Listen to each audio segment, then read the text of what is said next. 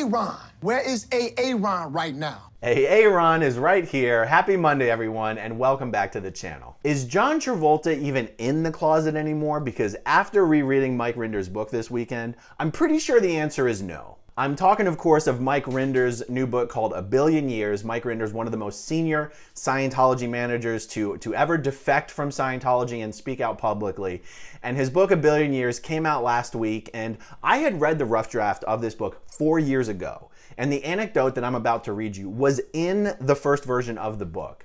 But when the final version came out last week, Daily Beast did a little blurb about the book, and it contained a bunch of celebrity info, including a story about John Travolta, and it didn't have this story in it. And because I had not read the most recent version of the book yet, I thought, well, I guess that story didn't make the final edit, and I wasn't surprised because I didn't expect this story to make the final edit. But this weekend I finished reading the final published version of the book, and the story is still in there. It's just in a completely different section and later section of the book than the one that was sampled by the Daily Beast. So let me read for you the part that I'm talking about. Now, the context here for this story is, this is back when John Travolta was promoting, just getting ready to promote his movie Wild Hogs. So this was a while back. And John Sweeney is a BBC journalist who at that time was working on a big expose regarding Scientology.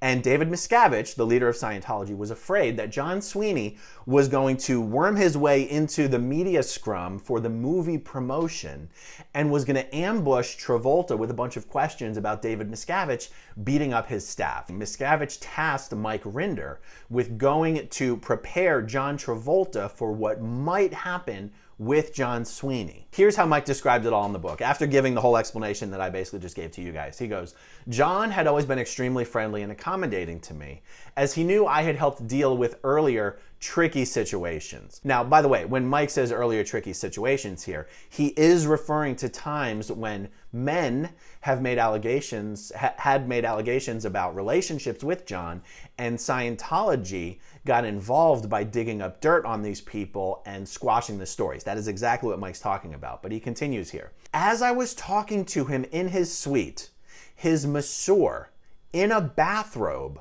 walked into the room. He leaned over and kissed John on the mouth.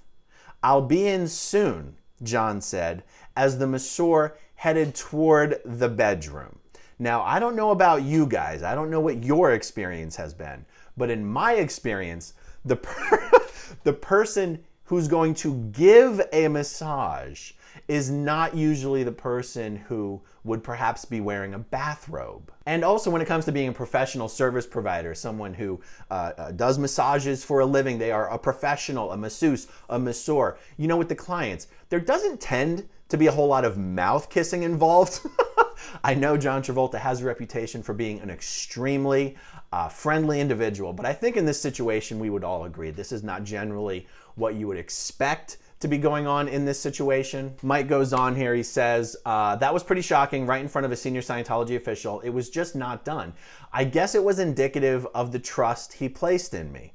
Much has been made of John's sexuality, and whatever the realities of his sexual orientation may be, I firmly believe he would be more open about it if it were not for the stigma he feels due to his strong belief in Scientology.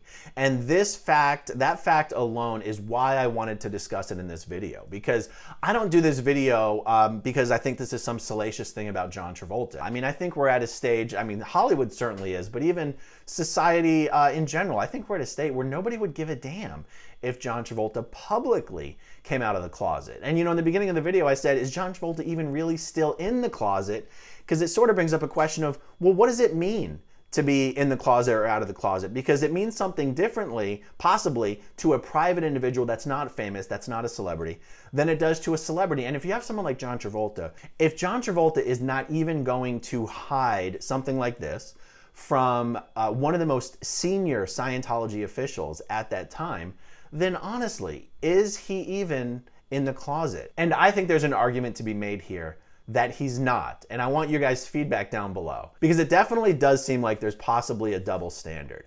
To your normal individual who's not a celebrity, coming out usually means that your friends and your family know, and you don't keep it a secret. Your normal individual, your non-celebrity, doesn't have to go on Oprah and shout it out to the world in order to be out. And so I think by any normal private standard, I think John Travolta is out. And I think that's great for him. What I think is most heartbreaking is that he has continued to feel, and you know, I'm not in his head, I can't speak for him, but so just from my perception, he continues to feel like he has to show allegiance to a group, and I'm talking about Scientology, a group that would have John Travolta truly believe that there's something wrong with him. L. Ron Hubbard was very clear on this subject. The second book he ever wrote on Dianetics and Scientology was called Science of Survival. And that book is crystal clear on the subject that being gay is considered dangerous, destructive, subversive. You know, if you look up the Hubbard chart of human evaluation at the emotional tone of 1.1, covert hostility, this is where Hubbard puts people who are gay on the tone scale. And even further in that book, he says that people who are below 2.0 on the tone scale, which according to Hubbard includes anyone who's gay, that society would be so much better off if all of these people were able to be disposed of quietly and without sorrow.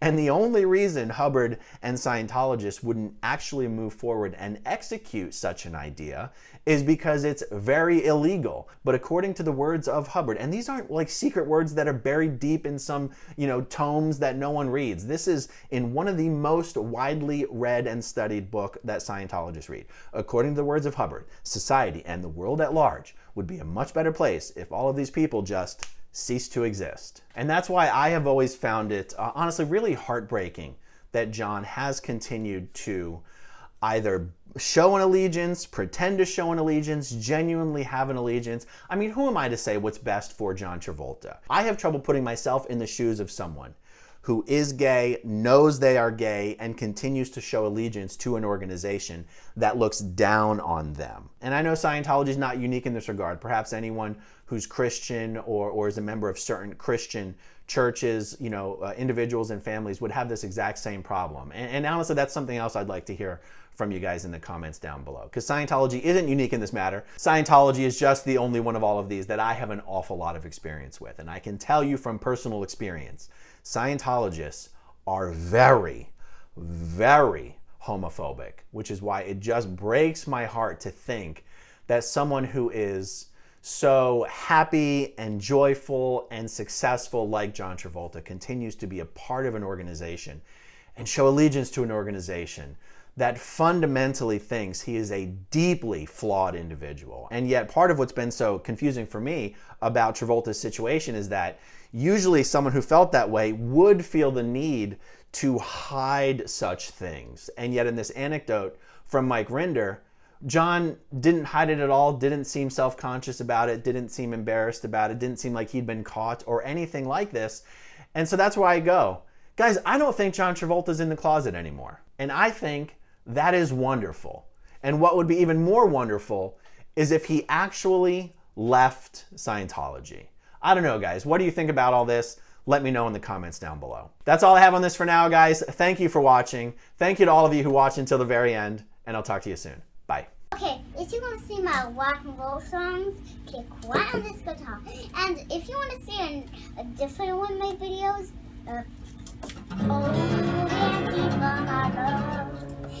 then you could click right inside here. If you have subscribed or not, subscribe right